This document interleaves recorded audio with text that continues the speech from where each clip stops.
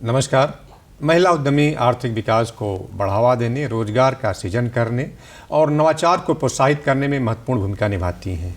आज ऐसे ही हमारे बीच में वाराणसी जनपद के सेवापुरी ब्लॉक की महिला उद्यमी सुमन देवी हैं, जो कि कृषि में नवाचार को अपना करके आर्थिक रूप से समृद्ध हो रही है और अन्य महिलाओं के लिए प्रेरणा भी है। तो आइए जानते हैं सुमन देवी की सफलता की कहानी, उन्हीं की जुबानी। सुमन जी, आपका कार्यक्रम में बहुत बहुत स्वागत है। नमस्कार सर। प्राकृतिक खेती जी सर की प्रेरणा कहाँ से मिली? इसलिए कि देखा जाता है कि महिलाएं अक्सर खेती बाड़ी से दूर रहती है, वो भी खास करके जो पढ़ी लिखी महिलाएं हैं। तो आपको इसकी प्रेरणा कहाँ से मिली सुमन जी? खेती तो मेरे यहाँ बचपन से होती है और होती थी, और रासायनिक खेती। इसके बाद मैं स्वयं सहायता समूह से जुड़ी और समूह में ही हमको प्राकृतिक खेती की ट्रेनिंग मिली। तो हमने इसमें एक नया चीज़ सीखा कि जो बिना रासायनिक के भी खेती हो सकती है। तब हमने इसको चुना और इसके लिए एक देसी गाय की ज़रूरत थी।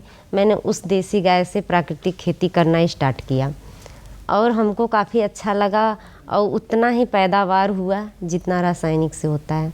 उसमें मतलब आपको स्वयं सहायता से जब जुड़ी जी, तो इस तरह की भावना जो है आई प्राकृतिक खेती की तरफ? वैसे मुझे नहीं पता था। वैसे पता नहीं था? नहीं। तो घर वाले तैयार हुए? हाँ, घर में मेरी सासू माँ हैं, वो भी समूह में जुड़ी हैं। वो तो सन 89 से समूह चलाती हैं। तो वो पहले से समूह में थी, तो उन्होंने ही हमें समूह की प्रेरणा दी कि आप समूह में जुड़ो और बाकी दीदियों के साथ बचत करो, ऐसे करो। तो उसमें जो पढ़ी लिखी महिलाएं थीं उनको ट्रेनिंग दिया जाता था, क्योंकि इसमें पढ़ना लिखना भी होता था।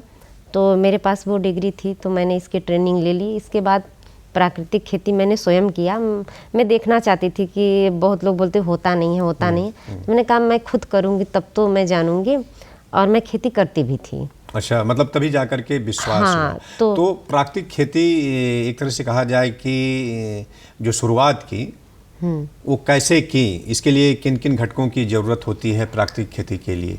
उसके लिए हमने देसी गाय के गोबर और गौमूत्र से जीवामृत बनाया। जीवामृत जो कहते हैं जीवाणुओं का महासागर होता है, और जैसे ही आप जीवामृत को खेत में डालेंगे वो करोड़ों की संख्या में केचुआ पैदा कर देते हैं। और केचुआ हमारा जो किसान का मित्र होता है, वो खुद ही खेत की जुताई गुड़ाई वही केचुआ करता है। और उसमें कई चीज़ें सिखाई जाती हैं, जैसे सहफसली करना। हम उसमें कोई वो केमिकल डाल के घास को न जलाएं, तो हम लोग पुआल वगैरह का आच्छादन करते थे और पराली से ही मतलब प्राकृतिक तरीके से हाँ, जो खरपतवार उनको नष्ट कर दिया जाए। हाँ, उसको ढकते थे ताकि जो नमी है वो बनी रहे। हम लोग एक फसल के साथ 3-3 4-4 फसल लेते थे, जैसे मिर्चा, टमाटर और ये हो गया आपका चना, अलसी एक साथ लेते थे कि कम सिंचाई कम मेहनत में ज़्यादा पैदावार हो। सुमन जी, आपने कहा देसी गाय। आजकल लोग देख रहे हैं कि देसी गाय बहुत कम रख रहे हैं। तो प्राकृतिक खेती के लिए देसी गाय क्यों जरूरी है? देसी गाय के गोबर में बताते हैं कि वैज्ञानिक लोग बोलते हैं कि 300 से लेकर 400 तक करोड़ बैक्टीरिया पाए जाते हैं केवल 1 ग्राम गोबर में, और अन्य पशुओं में नहीं होता है। और उनका जो गोबर है, गौमूत्र है, काफ़ी उपयोगी है। तो इसलिए हमने रखा। और मेरे पास गाय भी हैं, 4-5 हैं, जिनकी नस्लें भी हैं। साहिवाल है, गिर है, और एक देसी नस्ल है। हाँ, एक थार पारकर है। ये तो दूध भी अच्छा देती है। हाँ, दूध अच्छा देती है। तो फिर इसके बाद आपने कैसे शुरुआत की खेती की? खेती और फसलों के लिए कीटनाशक भी तैयार किया, जैसे ब्रह्मास्त्र, अग्नियास्त्र, नीमास्त्र, 10 परगड़ी अर्क और महुआस्त्र। ये सारे कीटनाशक हम बना के इस पर स्प्रे करते थे। और इसके खाद पे बनाई होंगी ना, जीवाश्म और हाँ, पहले बीजामृत वगैरह। हाँ, बीजामृत, बीज को शोधित करने के लिए बीजामृत बनाते हैं। और जीवाश्म पहले कैसे आप तैयार करती थी? बीजामृत बीज को शोधित करने के लिए उसमें चूना, गोबर और ये गुड़, बेसन डाल के पहले तैयार कर लेते थे, फिर बीज को शोधित करते थे, तब खेत में बुआई करते थे। और इसलिए बीज शोधित करते थे कि जो बीज जनक बीमारी होती है वो नहीं होती है, और जो खेत में जो बीमारी है वो फसल में ना लगे, उसके लिए पहले जीवामृत डाल देते थे। घन जीवामृत से खेत की तैयारी कर लेते थे। सेम जैसे हम रासायनिक खेती करते हैं, जो जो फर्टिलाइज़र डालते थे, सेम वैसे ही प्राकृतिक में भी है। आप परंपरागत तरीके से आप उसको डालते रहिए, कंटिन्यू करते रहिए। तो नहीं, जिसे आप तो बीजामृत के बारे में बताइए, तो जीवामृत आप कैसे तैयार करती थी? जीवामृत के लिए उसमें जैसे हम लोग रखे हैं 200 लीटर का ड्रम। 200 लीटर ड्रम में 80 लीटर पानी ले लेते थे। उसमें 10 किलो आपका गोबर हो गया, और उसमें 10 लीटर गौमूत्र हो गया, और 1 से 2 केजी बेसन रखते थे, चना का रखते थे, और गुड़ 1 से 2 केजी रखते थे, और थोड़ा सा मिट्टी लेते थे जिसमें बोलते थे कि बरगद या पीपल के नीचे की, जिसमें कोई रासायनिक वो ना पड़ा हो, उसको छाया में ही रख के सुबह शाम चलाते थे, और ये 3 दिन में तैयार हो जाता था। बीजामृत? हाँ, नहीं, जीवामृत। जीवामृत, हाँ, इसको 7 दिन से लेके 10 दिन के अंदर में प्रयोग भी कर लेते हैं हम लोग। मतलब बहुत ज़्यादा दिन तक नहीं रखना चाहिए, नहीं तो उसमें जो बैक्टीरिया है मर जाएंगे। और गर्मी में जल्दी तैयार होता है, ठंड में थोड़ा चलता है। ठंड में कितने दिन में तैयार हो जाता है? वो भी 10 से 12 दिन के अंदर उसको उपयोग कर लेना है। तैयार तो 3 दिन में हो जाता है। तैयार 3 दिन में हो जाता है। तो ये तो मैडम बात रही जीवामृत बीजामृत की। हाँ। और कीटनाशक के लिए आप क्या बनाती हैं? कीटनाशक के लिए 10 परड़ी अर्क ज़्यादा वो होता है कि वे 6 महीने तक चलता है। 10 परड़ी में हम 10 तरह के पत्ते लेते हैं जिसको कोई पशु नहीं खाता है, जैसे धतूरा, मदार, नीम, ऐसे औषधि भी हो वो पौधे। 10 तरह के पत्ते लेते थे, उसमें मिर्चा, लहसुन, अदरक, हल्दी, ये सारा चीज़ डाल के, और गौमूत्र, गोबर भी, उसको एक ड्रम में रख देते थे छाए में। वो 40 से 45 दिन में तैयार होता था। ये हमारा 6 महीने चलता था। तो हम लोग जब स्वयं सहायता समूह में थे तो सारी दीदियाँ मिल के बना लेते थे, और गाय मेरे पास थी तो हम सबको 2-2, 4-4 लीटर, 10 लीटर ऐसे ही वितरण कर देते थे। 200 लीटर बना लेते थे हम लोग। अच्छा, कि वो लोग भी अपने खेत हाँ, में प्रयोग कर लें, स्प्रे करें, उनको भी विश्वास हो जाए कि नहीं ये कीटनाशक जो है इससे मर होता है। वो लोग ट्रेनिंग ली, की, देखी, उनको विश्वास है। तो वो सबके पास गाय नहीं था तो सब नहीं बना पाते थे, तो एक ही जगह बनाया जाता था। एक गाय से 10 एकड़ से 30 एकड़ खेती हो सकती है। तो मैंने अपने यहाँ बोला सब मिल के बनाती हैं, करती हैं। फिर इसके बाद हम लोग मिलेट्स करने लगे। अच्छा, ये मोटे अनाज की? हाँ, श्री अन्न। श्री अन्न में क्या हुआ कि हम लोग को एक बार सरकारी विभाग से बीज मिला। पहले तो हम भी नहीं जानते थे श्री अन्न क्या होता था, केवल सुना था पूर्वजों से। तो वो जब उसको हम लोगों ने खाया, पहले तो पहली बार किया तो उसको थोड़ा समझ में नहीं आया, पानी कम लगा, किसमें नमी कम थी, पैदावार कम हुई, तो थोड़ा इधर उधर हुआ। लेकिन उसका अब सिस्टम बन गया हम लोगों का। किसी विभाग से संपर्क फिर की होंगी कि इसकी खेती कैसे किया जाए? हाँ, तो वो भी प्राकृतिक आप करती हैं जो मोटे अनाज की खेती? हाँ, उसमें अगर रासायनिक कोई भी फर्टिलाइजर आप डालते हैं तो होगा ही नहीं। उसमें केवल प्राकृतिक तरीके से, उसमें बहुत ही कम, अगर केवल गाय का गोबर ही डाल देते फिर भी बहुत अच्छा पैदावार होगा। और कहा जाए कि जो अन्य फसलें हैं, धान, गेहूं, और उसकी तुलना में इसमें लागत भी कम लगता है। लागत कम लगती है, इसमें पैदावार भी अच्छी होती है, इसकी कीमत ज़्यादा है। आपका गेहूं कितना जाएगा? 27-28 रुपये केजी है। और हमारा जो मिलेट से है, मोटे अनाज है, हम इसको बाकी दीदियों से करवाते हैं काम, खेती करवाते हैं, तो उनसे हम 40, 45, 50 रुपये केजी खरीद लेते हैं। खरीद लेने के बाद बाकी दीदियों से उसको छटैया करवाते हैं, साफ़ करवाते हैं, उसको पिसाई करवाते हैं। अगर पैकेजिंग का आर्डर आता है तो उसको 120 रुपये केजी बेचते हैं। अगर वैसे ही कोई खुला मांगता है कि हमको दे दीजिए 20 किलो, 40 किलो, 50 किलो, तो उसको खुला देते हैं तो उसको 80 रुपये किलो। और क्या क्या बनाते हैं उसका, जो मोटा अनाज है बना करके आप बेचती हैं? हम लोग अभी तो रागी का कर रहे हैं, मड़ुआ का। मड़ुआ, रागी, आपका मक्का हो गया, बाजरा, बाजरी।